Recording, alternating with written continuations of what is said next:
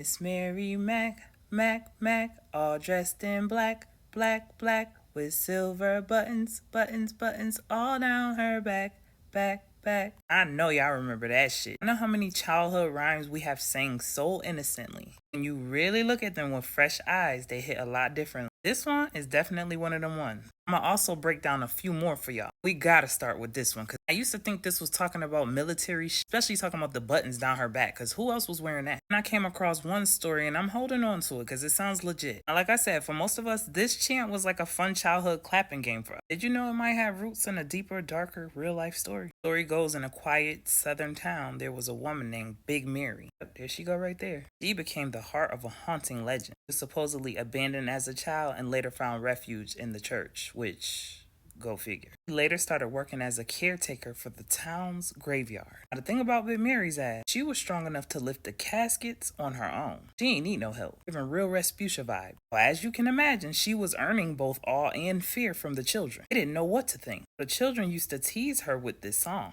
Sad for them, all hell broke loose. Let's just say that was the last song that they sang. Fast forward to when we started singing it. It said that we were chanting her, and whenever she appeared on that third chant, we would show up and prepare whoever was chanting for her for burial. That shit just took a wild turn because what? The thing about it, that was just one of many. I mean, think about it. We was singing Ring Around the Rosie, Pocket Full of Posies, Ashes, Ashes. We all fall down. And then that's when I learned that one was rooted in the Black Plague. It had us chanting about death, disease, and ashes. See, I done told y'all, they love us talking about death when we talk about mourning, wake. Most of our language is around death. That chant was no different. And as children, we holding hands in a circle, chanting this. That was a formation that was mimicking ritual circles. So if that's not ritual adjacent, I don't know what is. This one's really going to show how long I've been around. I remember when we used to say light as a feather, stiff as a board while trying to make somebody levitate at a slumber party. Not you was either too young or you boring. Just gonna say it. Anyway, that was a whole group energy working session. A ritual. We didn't know we was playing with intention and belief, which is two major key ingredients for spell work. I bet you didn't realize you was doing divination when you was saying eeny, meeny, miny, mo, because you thought it was a harmless decision-making rhyme, but you was repeating a chant while focusing on different options, determining its fate, or your fate.